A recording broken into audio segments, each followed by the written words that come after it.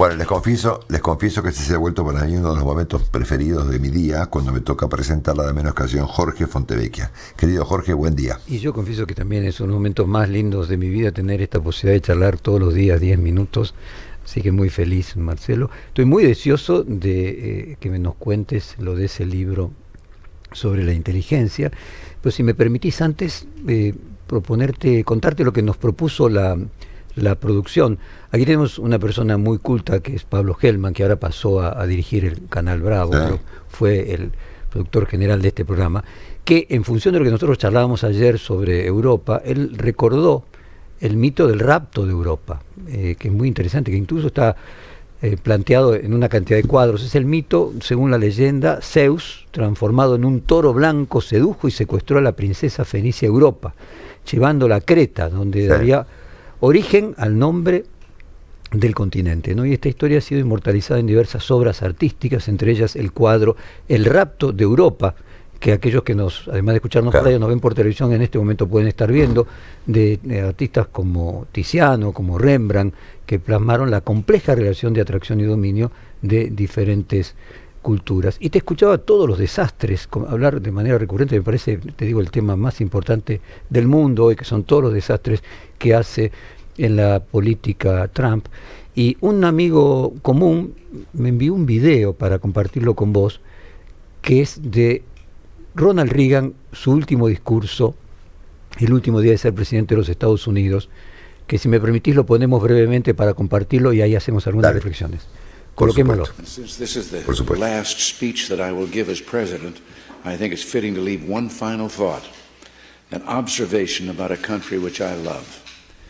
It was stated best in a letter I received not long ago. Dice, se expresó en una carta que hice hace un año, me escribió una persona que dice, puedes vivir en Francia, pero no puedes convertirte en francés.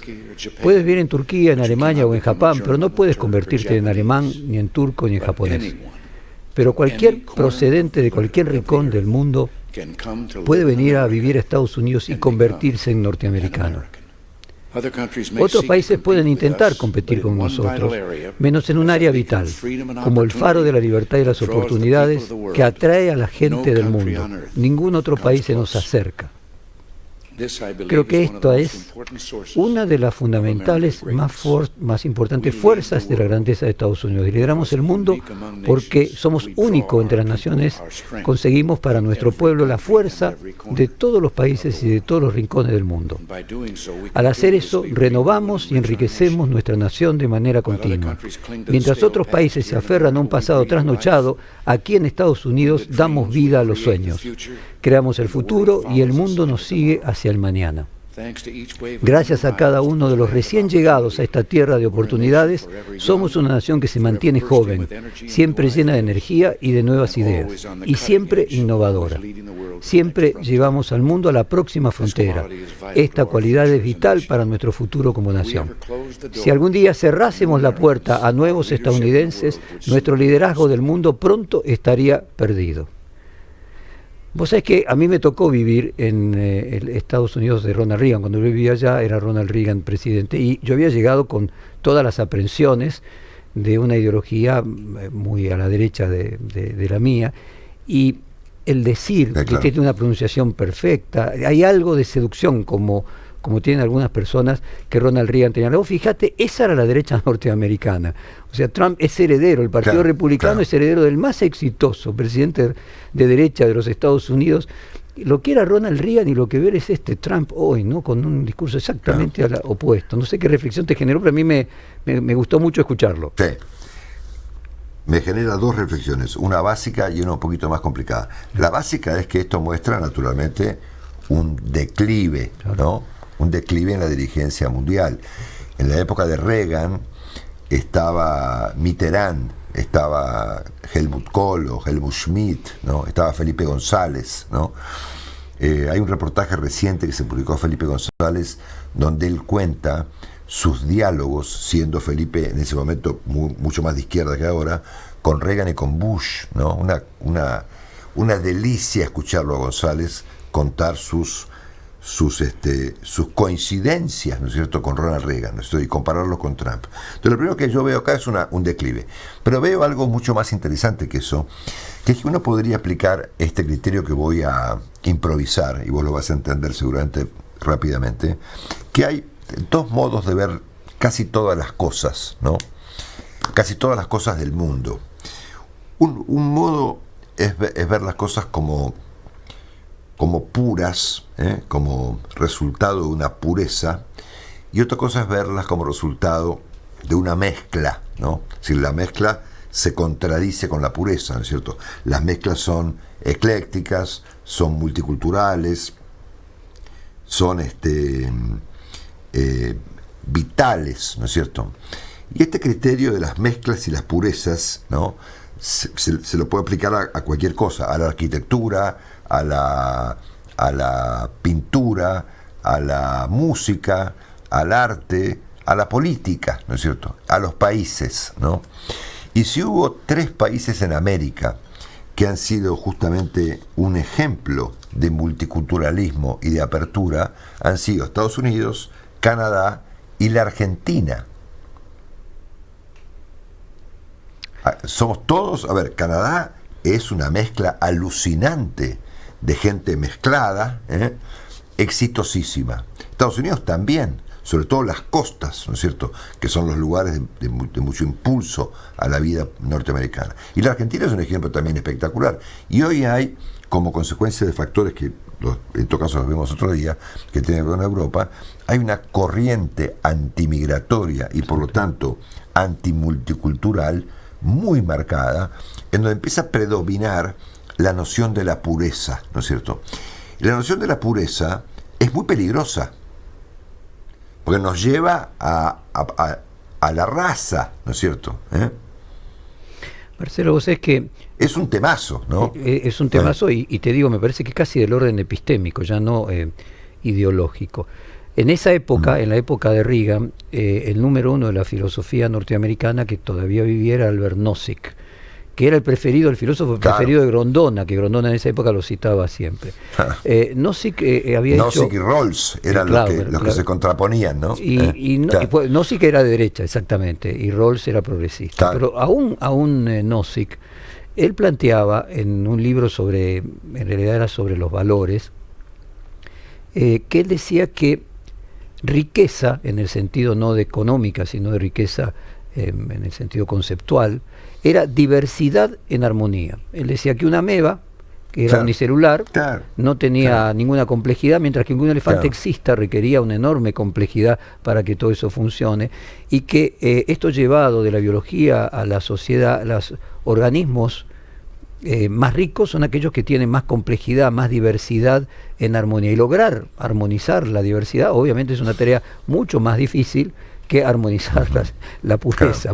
La pureza se armoniza sola, para decirlo de alguna manera, ¿no? Y me enganchaba con tu libro de la inteligencia, ¿no?, de estar abierto. Parece exactamente el mismo tema, estar abierto. Dale, contanos. Pero esperá, para que ahora yo te voy a intentar sorprender a vos y vos vas a interpretar esto mucho mejor que yo. Yo voy a hacer un comentario preliminar y ciertamente improvisado de algo a lo que accedí en las últimas horas, ¿no?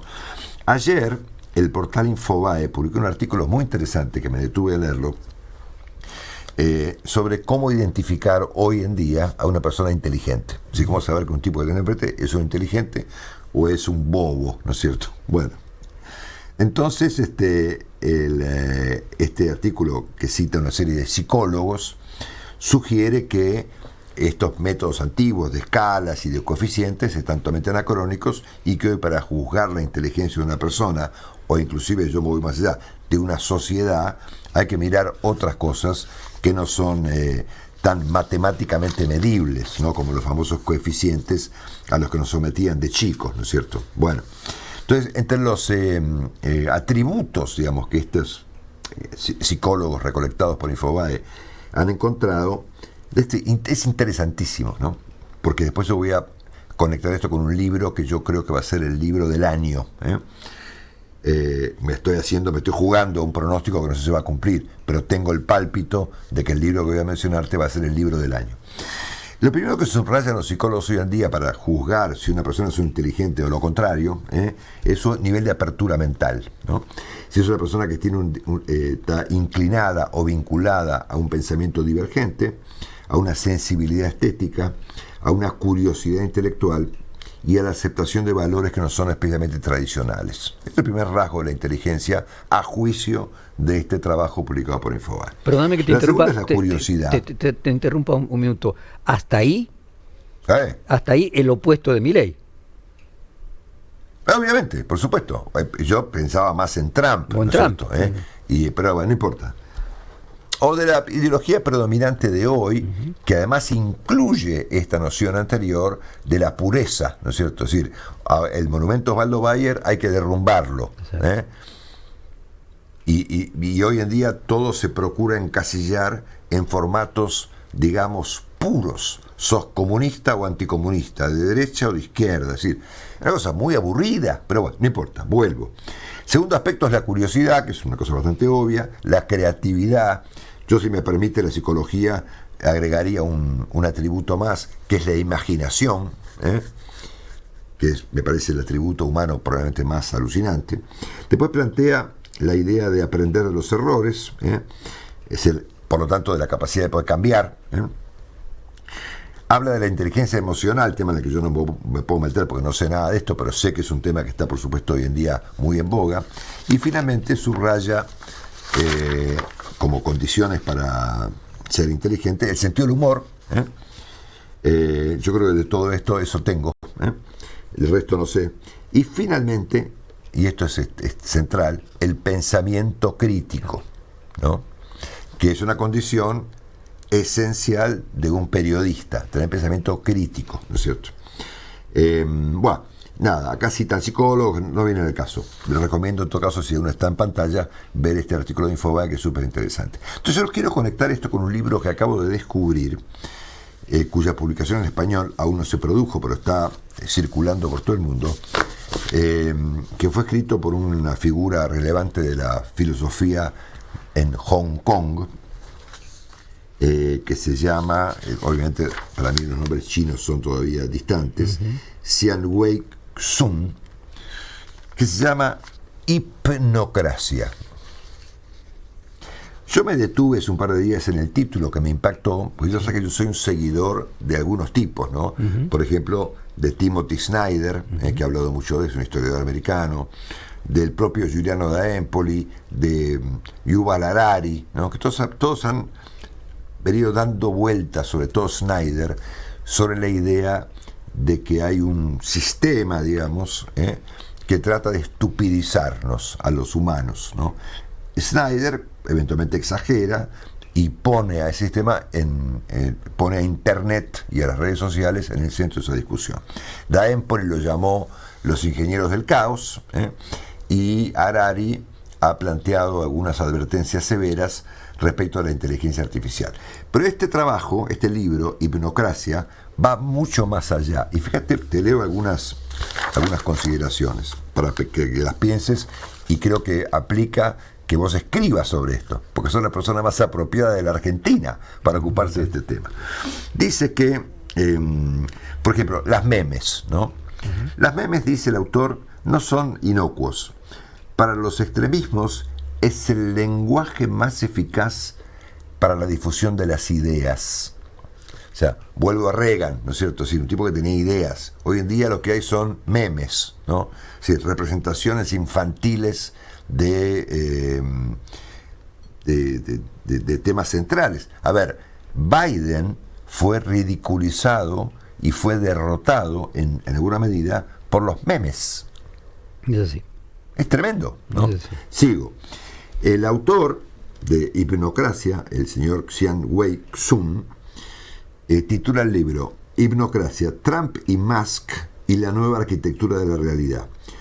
Y la idea es que no se reprime el pensamiento crítico, sino que se induce y manipula los estados emocionales. El objetivo es adormecer el pensamiento crítico, utilizando la información como humo hipnótico, a partir de abrumar los sentidos con estímulos constantes y conseguir que la realidad y la simulación se vuelvan sinónimos.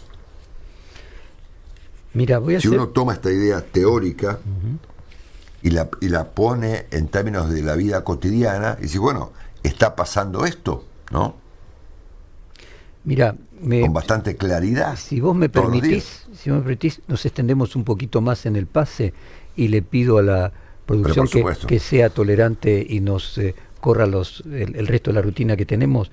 Mira, yo tengo un amigo que presidió la Asociación Mundial de Editores, un italiano, que en su deriva intelectual se puso a estudiar hipnosis. Y él me contaba, de hecho vale compartir con la audiencia, Freud los primeros mecanismos de cura que hizo fue hipnosis. Y incluso al principio hasta metías mujeres en bañaderas con hielo, por ejemplo, o sea, antes de su primera tópica. Los psicólogos me van a matar con esto que estoy diciendo, pero él con la hipnosis curaba, pero se daba cuenta que el curado 3 meses después volvía a repetir el síntoma. Entonces que, medio en broma, curarlos dormidos no era lo mismo que curarlos despiertos, para decirlo de alguna manera muy vulgar.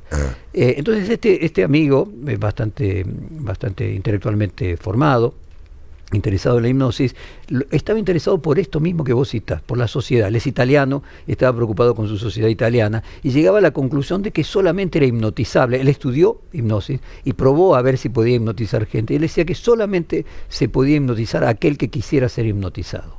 Y a la conclusión a la que llegaba es que las sociedades cómodas aceptan estos discursos fáciles y cómodos porque finalmente consumen menos esfuerzo cognitivo. Entonces quería volver con el tema de la apertura al pensamiento crítico. Ayer, viste, yo saqué un libro, entonces estoy haciendo la clásica recorrida que te obliga a la editorial, que es ir a distintos programas a promocionar tu libro. Ayer me tocó en Futurock con Mengolini, y entonces ella se sorprendía de que yo me atribuía al liberalismo y entonces cómo no conectaba con el peronismo. Entonces en un determinado momento traté de explicarle la perspectiva liberal y dije Keynes, pues ella me habla de liberalismo económico. Digo, no, si vos lo que estás entendiendo por liberalismo es la escuela de Chicago, eso es el neoliberalismo, es una persona liberal, el liberalismo, eso dije Keynes era liberal. Y parece que hice un poco de lío y Emanuel Agis me manda un texto que pido disculpas ahí para compartirlo con la audiencia, pero realmente es estupendo. Él me dice, te escuché entrevistado con Mengolini, súper interesante, pero tengo algunas reflexiones. ¿Era Keynes liberal? Me pone. Sin duda liberal en términos anglosajones, digamos. Entonces, keynesianismo es liberal. Claro. Dice él, bueno, creo que acá hay un problema de lenguaje y hasta de traducción. Keynes refutaba la teoría de Marshall, su mentor, el pensador más importante del pensamiento neoclásico. Este último término define a la escuela que tiene como principales pensadores a James, a Merges, a Walras, que habían mejorado la falla de los clásicos entendiendo a los clásicos como Smith y como Ricardo. A partir de estos dos autores, la economía política se divide en sus continuadores, Marx por izquierda, y sus críticos, que son neoclásicos, cuyo cambio de paradigma hace que la economía política pase a ser economía, que es una mala traducción de economics en inglés, no se le dice a la ciencia economy. ¿Por qué este cambio? Porque para Merger, James y Walras, también para Marshall, la resolución del problema de la economía era de la cosa pública, era como la economía política homologable a la reducción de un problema de asignación de recursos escasos a fines alternativos. Es decir, en esencia lo mismo que hace una familia al asignar su presupuesto familiar, que como asignar el presupuesto público. Eso era la economía pública. De ahí que la metáfora, un país es como un hogar si se gasta más de lo que ingresa, puntos suspensivos. Bueno, esto es lo que Keynes venía a refutar. Todo esto para decirte que el mentor de Keynes, Marshall, era liberal en lo filosófico, neoclásico en lo económico, claro. Y Keynes fue un liberal en lo filosófico, pero un neoclásico en lo económico. Y yo le respondo, interesante, Manuel, esto hay que compartirlo con la audiencia, pero después de leer tu mensaje sigo pensando que los neoclásicos y los keynesianos, ambos, podrían ser catalogados como liberales, en el sentido de aceptar el método crítico científico, el método neumológico deductivo y el predispuesto a ser falsables. Como vos sabés, este es un punto esencial de lo que vos llamabas inteligencia. O sea, la ciencia parte de la idea de la apertura a que lo que está diciendo como verdadero hoy puede ser refutado por algo mejor en el futuro, o cuando aparezcan mejores herramientas técnicas para medir la realidad, o la realidad misma se compruebe en lo que existe como real, que lo que se presuponía antes era falso. Es decir, coincido plenamente en que el pensamiento científico, el pensamiento crítico y el verdadero pensamiento liberal es eso, y que eso no es ni Trump ni Milei. Claro, seguramente. Bueno, pues fíjate que a estos rasgos que estamos examinando hay que agregarle uno muy vigente, y con esto no te molesto más por hoy acá el intruso, que es un rasgo de la actualidad, que se suma al carácter antimulticultural de la moda, a esta idea de la pureza, a esta idea de que estamos todos un poco zombies, producto de los algoritmos. Te leo una frase más del libro, ¿no? Los algoritmos no son herramientas de cálculo y pronóstico, sino tecnología hipnótica de masas. Bueno, a esto hay que agregarle el reduccionismo, ¿no? Que es una característica del populismo en general, del populismo de un lado y el populismo del otro, que es reducir las cosas a un meme, ¿no? Pongámoslo así. Para Milei, Keynes, que fue el economista más brillante de la historia de la Universidad de Cambridge, es comunista. Era comunista, ¿entendés? Claro. Se ve que nunca fue a Cambridge, ¿no es cierto? Pero bueno, Keynes no era comunista. No solamente eso, fue una figura central, para bien o para mal, no importa, del orden mundial del siglo XX, ¿no es cierto? Así es. Con independencia de su... Y fíjate vos nuevamente aquello, perdóname que te interrumpa, Marcelo, perdóname que te interrumpa, aquello de diversidad en armonía. Keynes además era filósofo. O sea, nuevamente, aquella idea de la interdisciplinaridad, lo que te decía Jaime Durán Barba del intruso, que se mete en todos los campos con enorme curiosidad. Hay un discurso sobre la curiosidad de Milstein, creo que fue el único discurso en el aula magna de la Facultad de Medicina, que para mañana te voy a guardar unos pedacitos para compartirlo, porque es maravilloso, porque se engancha con esto que vos decís, y desde ya voy a agarrar tu libro recomendado y voy a tratar de escribir sobre él.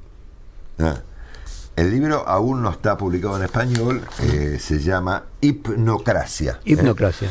De una figura relevante de la filosofía. Tengo columna para el fin de semana en Perfil, entonces. Voy a dedicar una de las columnas en honor a Marcelo Longobardi para la hipnocracia. Marcelo, muchas gracias. Tenemos que hacer, te voy a hacer alguna oferta después. Vale. De hacer un programa juntos, un rato. Con mucho gusto. Lo hablamos después en privado, pero con mucho gusto. Estaría bueno, ¿no? Estaría muy bueno. Y podemos... Yo te contrato. Ahí está, vos me contratás a mí, dale, buena idea. Marcelo. Abrazo. Muchas gracias. Nos seguimos mañana, gracias. Bueno, comenzamos...